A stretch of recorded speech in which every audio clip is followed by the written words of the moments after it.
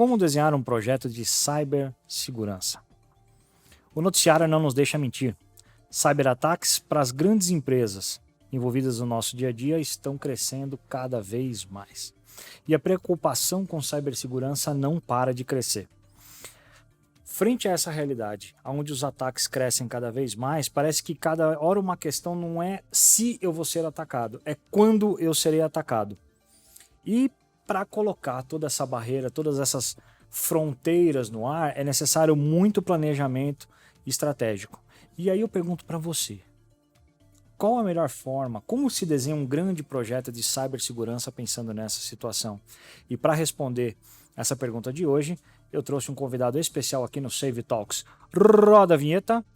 Safe Talks, o podcast feito por e para quem respira segurança da informação. Olá, eu sou André Pastre, especialista em segurança da informação, comediante nas horas vagas e o host que vos fala neste podcast. Conforme a necessidade por solução de altos padrões de proteção de cibersegurança aumenta cada vez mais, em todos os aspectos, em todas as situações, as empresas vêm tendo esse tipo de dificuldades. Lança-se produtos novos, lança-se ataques novos. O que eu tenho que priorizar? Para que lado eu vou? Como que eu faço para investir? Então, se você tem uma série de dúvidas na tua cabeça, eu trouxe aqui conosco hoje o nosso grande mestre, Thiago. E aí, Thiagão, tudo bem? Fala, André. Boa tarde, tudo bom? Maravilha, prazer receber aqui você conosco, Thiago. Fala um pouquinho da tua carreira pra gente aí, Thiagão. É melhor começar de trás para frente, né? Hoje eu atuo como executivo de negócio, mais um novo nome bonito, né? Account Manager, gerente de contas, nome bonito aí para vendedor. Mas já antes de ir para essa área, trabalhei algum tempo como arquiteto de soluções, System Engineer. Já fui do outro lado, né? Não do lado do integrador, mas do lado do cliente. Participei de alguns projetos de cibersegurança, de infraestrutura.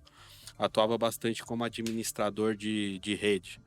E antes disso, comecei como, acho que a grande maioria começa, como a parte de suporte, né? Então, analista de helpdesk, suporte técnico. Tirei muita papel de impressora, troquei muito toner. Esse foi o começo. E hoje você é o Thiago Gonçalves, executivo de negócio. Nome bonito, né? Bonito demais. Evoluir. Executivo e Technical Account Manager, né? Que é o cara que dá consultoria técnica para a venda. Isso é fundamental. Thiago, cara, fala para mim quais são os desafios para desenhar um projeto de cibersegurança. Os desafios são muitos, né?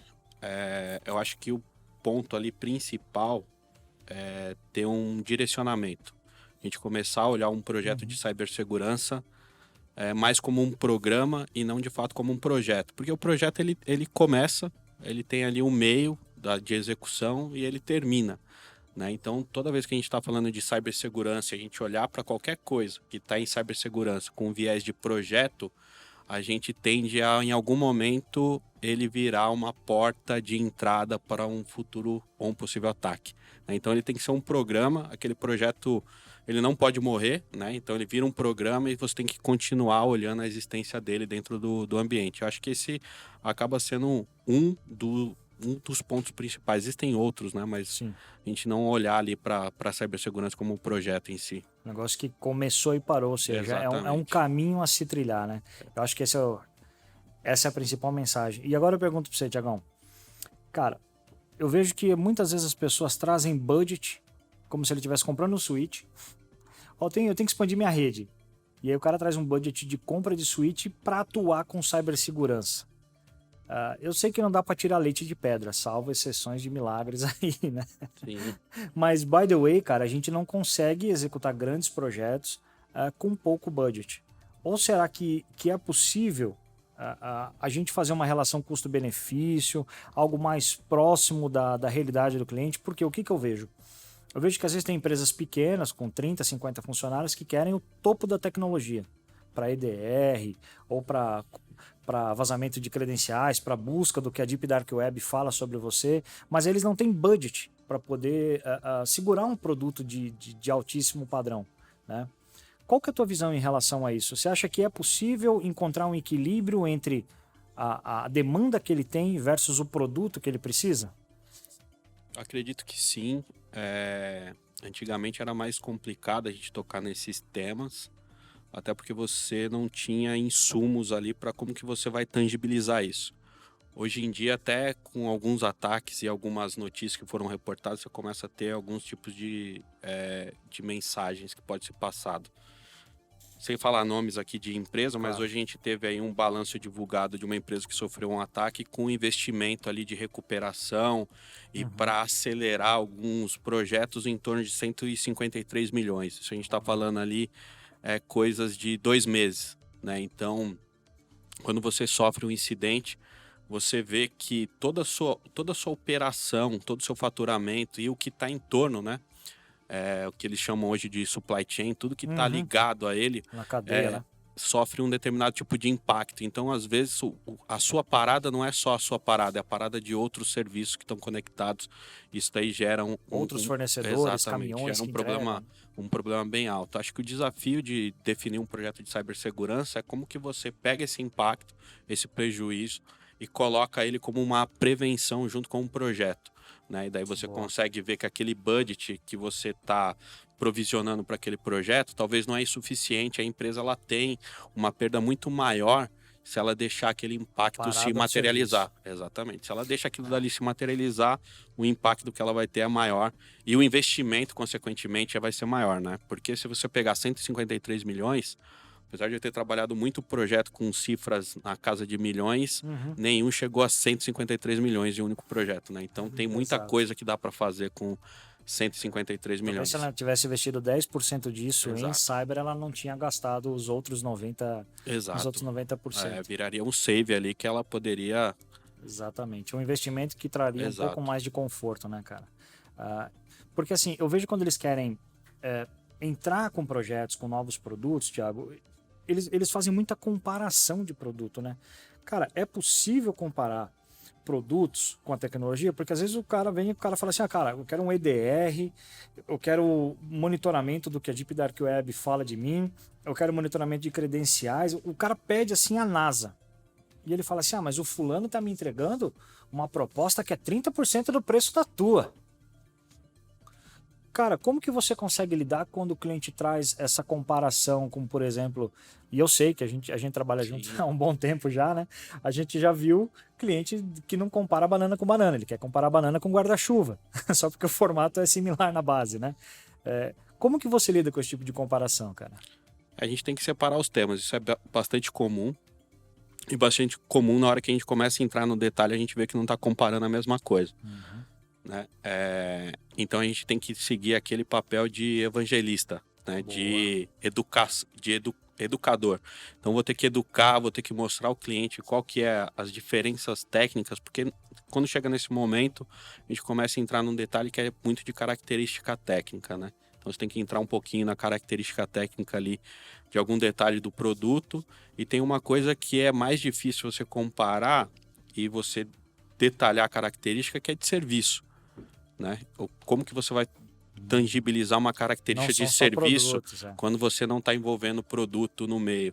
Porque senão a gente corre aquele risco que a maior parte ali de algumas pessoas, alguns vendedores, eles fazem. Eu vou fazer de tudo para trazer a venda, né? Então ele traz lá aquele produto, traz aquele projeto e o cliente ele vai ver as entrelinhas quando de fato ele tiver algum problema.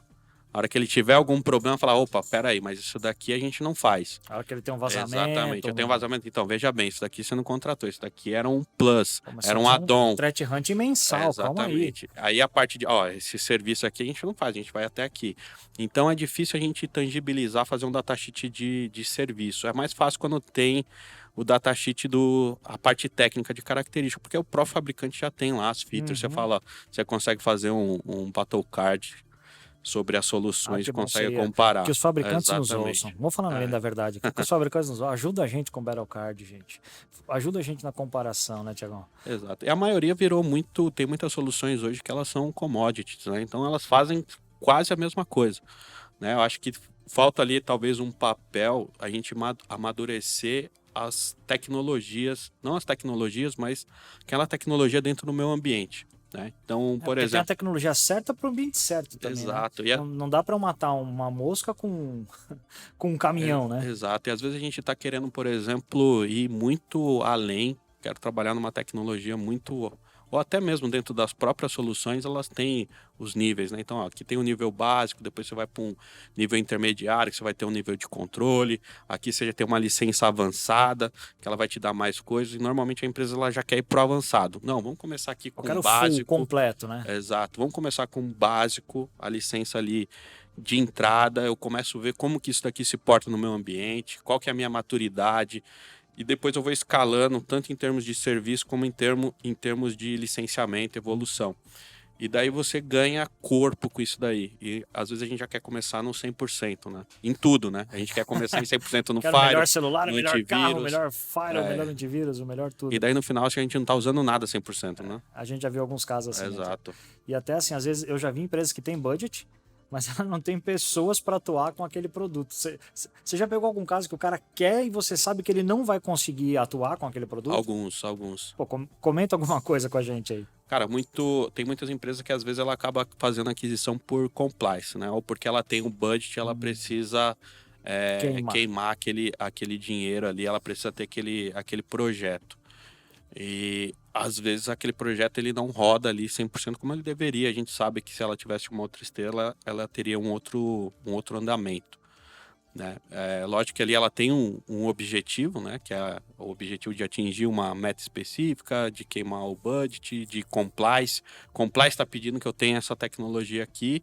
Ela tem um objetivo. Não é aquele objetivo que normalmente a gente está sendo evangelista nas empresas, né? Que é para trazer segurança, trazer proteção, visibilidade, controle. Ela está atingindo. E depois a gente tem outra briga, né? Que é falar, cara, agora você já tem aí, vamos usar. Você já tem a Ferrari, vamos colocar ela na estrada e vamos correr, né? Vamos pelo acelerar. Menos pôr a primeira nela. Aqui, Ou né? vamos só dar aquela voltinha só para fazer o óleo queimar no motor.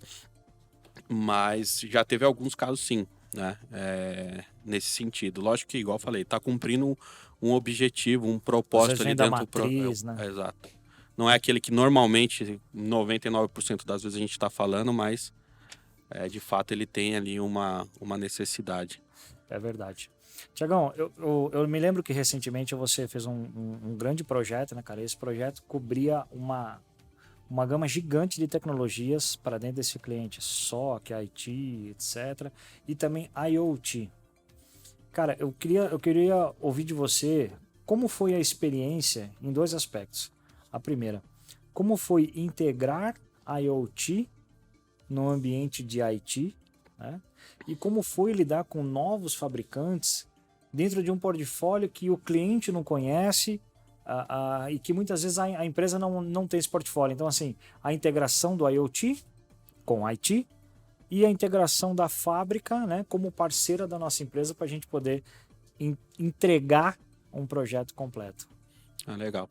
Isso daí eu acabo fazendo muito com a maioria dos meus clientes, que é sempre mostrar uma estrada a longo prazo, né? Então, normalmente, até por questões de investimento e tudo, e começar pequeno, as empresas seguem uma linha diferente, que foi a desse projeto, mas é mostrar numa jornada, falar, cara, você vai começar com essa solução, quando você colocar outro tipo de produto aqui, o que esse produto ele vai te trazer de ganho nesse projeto, nesse programa que você iniciou, porque eles têm as soluções elas têm que se conectarem no final do dia, porque senão vira um monte de ponta solta, sem sentido, ela está gerando informação em um determinado contexto, mas não se conecta em outro. Então, o primeiro ponto foi mostrar como todas essas soluções, o que ele estava pedindo, ia se conectar, ia se falar. Que é o desafio, né? Exato. IoT não fala IT, né, cara? Exatamente, é um outro mundo, inclusive, apesar de hoje ter um pouquinho dessa transformação de indústria 4.0, a área de TI está assumindo um pouquinho a área de TA, e você ter essa mescla, mas há muito tempo foi áreas totalmente separadas, né? Então você tinha um mundo de TI dentro da rede, dentro da infraestrutura de TI, né? Com o analista, o cara de suporte, quem comandava, e você ter o cara de OT, TA, lá dentro da estrutura dele, ser uma rede totalmente separada, segmentada, que chamavam antigamente de air gap, essas redes offline. E ter o mundo deles, ter o cara de TA, o cara de suporte que está lá, a VPN para terceiro conectar. Então, as tecnologias ali, protocolos de rede, tudo é um mundo totalmente diferente, né? Então, como você faz a conversão e como você olha as outras tecnologias se conectam nesse mundo Isso é um ali. desafio, né, cara? É um desafio e o desafio foi mostrar a jornada a longo prazo, né? Como que você faz isso numa escala e fazer o cliente ele se sentir parte disso, né? Ele visualizar isso, porque vai um pouquinho além. Às vezes se você está falando ali, o cliente ele não consegue conectar, ele não consegue vivenciar aquilo dali quando você está ou tá num PPT, ou tá numa apresentação, ou tá falando. E depois que você tem esses steps bem definidos, aí vem a parte mais fácil. Que daí é falar de tecnologia e o bom é sempre separar os assuntos, né? Então, pô, o cliente ele já entendeu ali qual que é a esteira dele, como que ele vai estar daqui a Já 3 sacou anos, já sabe, o roadmap já dele. sabe o que que aquela tecnologia ela vai fazer ali, qual que é o ganho que vai ter.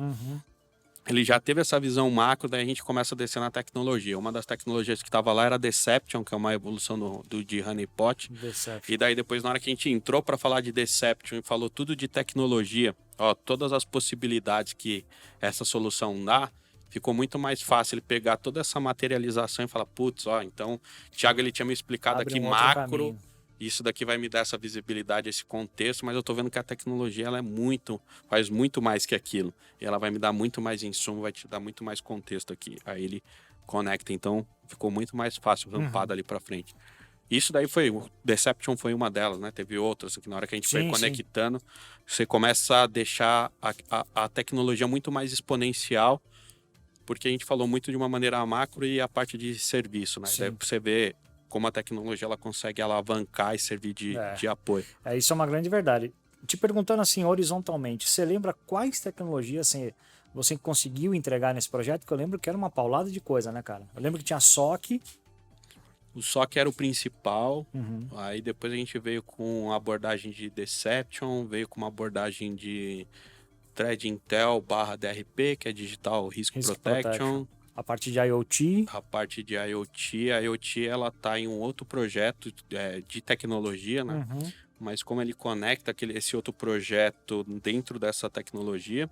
IoT é um assunto bem interessante porque acaba não... A gente sempre está falando de cibersegurança, de cyberataque, de ameaça, e essa não é uma preocupação muita gente esquece da rede IoT, né? Então a rede de IoT ela é o que era TI antigamente, né? Então antigamente a gente não tinha muito problema de cyberataque, existia, mas não era. 2, né? Era muito problema de, cara, eu preciso ter inventário dos meus dispositivos de rede, eu não tenho visibilidade, eu não consigo segmentar, eu não consigo saber onde está a impressora e onde está o notebook do diretor, não sei se eles estão na mesma rede, se está no Wi-Fi, se está no cabo, né? Eu não sei em que switch está conectado. Então, hoje a rede de IoT ainda tem esses problemas. Ainda tem um mistério. Exatamente, todo oculto aí, né? E daí você tem outros problemas operacionais, que é uma rede que ela controla instrumentos muito sensíveis, né?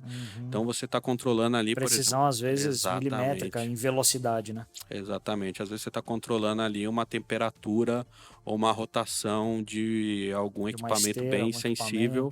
Que qualquer problema ali, um incidente de segurança, normalmente nesse ambiente, costumam falar que pode virar um acidente ali, trazer um impacto ali para quem está em volta daqueles equipamentos muito sério. Então, também é um risco para quem está ali operando de colocar qualquer equipamento que pode gerar algum tipo de problema de performance. Tá? Então, esse é um outro desafio que tem. Então, o primeiro desafio é operacional, como você traz essa visibilidade.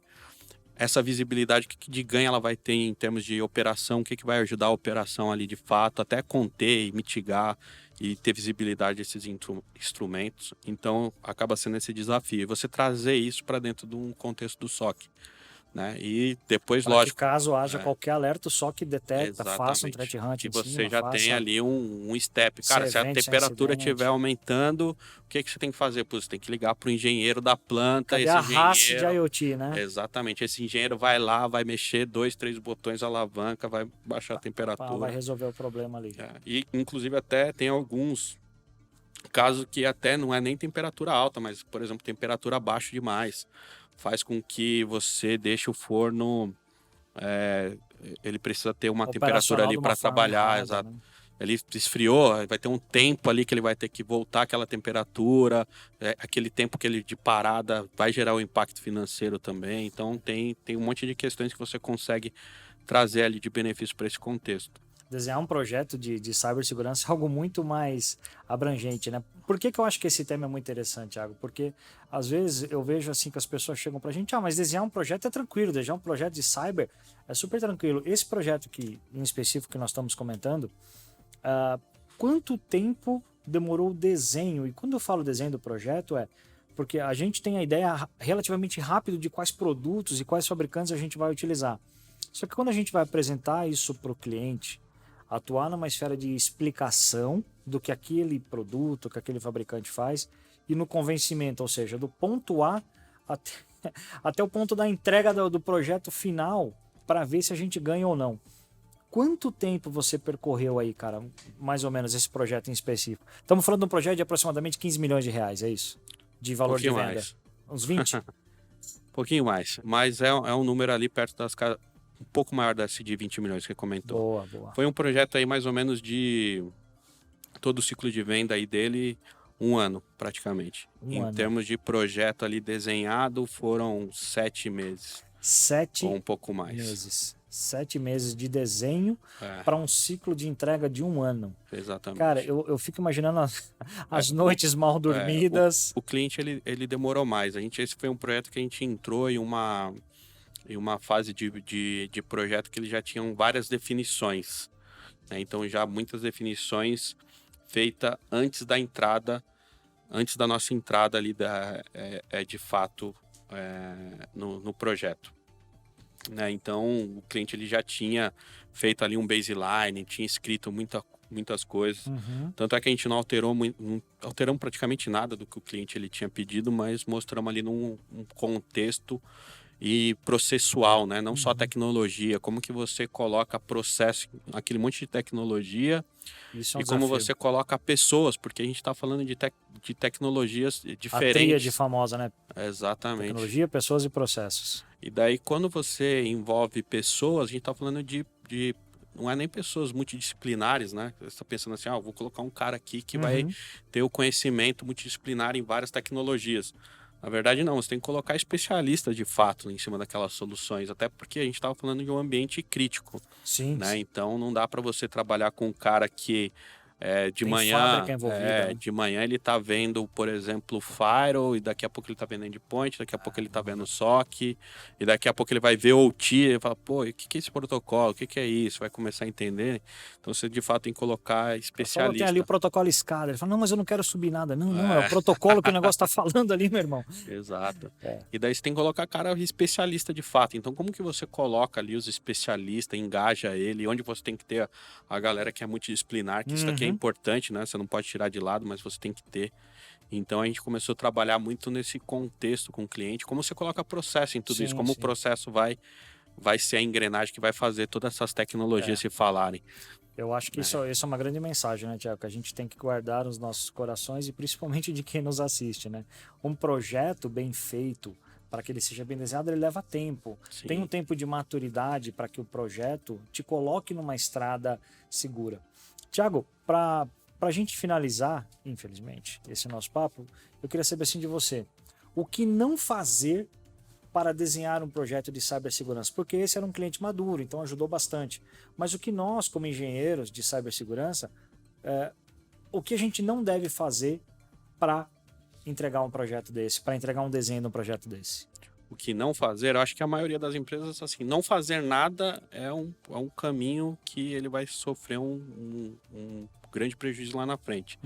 Né? Então, eu acho que o importante, qualquer coisa assim, é até estranho falar, mas tem que começar por algum viés, é sempre importante olhar o final, não olhar muito com aquele contexto de projeto, né? Então, por exemplo, eu vou colocar um Firewall, é importante eu olhar a minha esteira inteira de Firewall, né? Então, eu vou olhar o Firewall, vou começar esse projeto de Firewall, vai ser implantado tudo, como que eu coloco ele agora para ele operar, ficar sustentável no dia a dia, porque você tem atualizações de firmware, você vai ter problema, você tem que olhar os alertas que está acontecendo, então aquilo dali ele tem que ficar dentro de uma sendo monitorado constantemente, e depois como que você conecta os outros elementos conforme você for crescendo junto com o Firewall. Então, lógico, como que você conecta, por exemplo, hoje o seu endpoint com o Firewall, deixa no mesmo contexto. Hoje se fala muito de XDR, né, que vem para trazer esse contexto, mas existem outras maneiras de você contextualizar isso. Então, você sempre pensar isso daí... Nunca pensar de forma isolada. Exatamente, a longo prazo. Acho que o ideal é sempre isso daí estar bem alinhado com o negócio. Né? Quando ele vem alinhado com o negócio, impacto e risco, que deve ser priorizado, acho que para a área de segurança fica mais fácil ela endereçar o projeto. A gente sabe que a maioria das vezes isso não acontece, né? Então ela tem que acontecer de alguma maneira. Normalmente é por impacto, né? O que está mais latente é o ransomware. Como que eu protejo o ransomware? O cara vai olhar ou por um vetor que é e-mail, né? Ou endpoint, ver onde o outro falhou e tenta aprender com o que falhou e tenta seguir ali. Mas é sempre olhar isso daí numa esteira. Acho que a mensagem é olhar isso daqui numa esteira muito mais a longo prazo e sempre conectar todos os projetos, todos os itens que você está fazendo dentro de um programa único, num caminho, né? E não isolado. Show de bola. Maravilha, Thiago. Agradeço imensamente, cara, pelo tempo que você teve conosco, dando essas pérolas de sabedoria aí pra gente, né, cara? Trazendo um pouco sobre os projetos e foi bastante esclarecedor para nós. Tem algum recado que você quer deixar pra gente, Thiagão? O recado, acho que é esse. Olhar o projeto sempre não como... Na verdade, não é olhar como um projeto, né? Mas olhe sempre como segurança, como um programa. Né, coloque tudo isso dentro de um programa de cibersegurança. A gente fala muito de programa de conscientização, né? Então, a esteira de conscientização de usuários, de colaborador, ela também tem que fazer parte desse papel de cibersegurança. Da mesma maneira que eu estou trabalhando no Firewall, endpoint, aplicação, tudo isso daí faz parte da estratégia de cyber. Show. Acho que essa é a mensagem, o recado. Mensagem. Quer deixar suas redes sociais para nós, Thiago? Redes sociais, vamos encontrar lá no LinkedIn como Thiago Gonçalves, me sigam lá. A gente está também fazendo um trabalho aí num podcast, que é o Crash and Burn. Então tá no YouTube, então sigam a gente lá também. Maravilha. Thiago, muito obrigado, viu? Eu que agradeço aí pelo bate-papo, André. Valeu, sempre um prazer. Abraço. É isso aí, pessoal. Vai ficando por aqui mais uma edição do nosso Safe Talks. Na próxima nós teremos mais um assunto quente do mercado de cibersegurança e com certeza com mais um convidado super especial. Até a próxima. Fui! Safe Talks, o podcast feito por e para quem respira segurança da informação.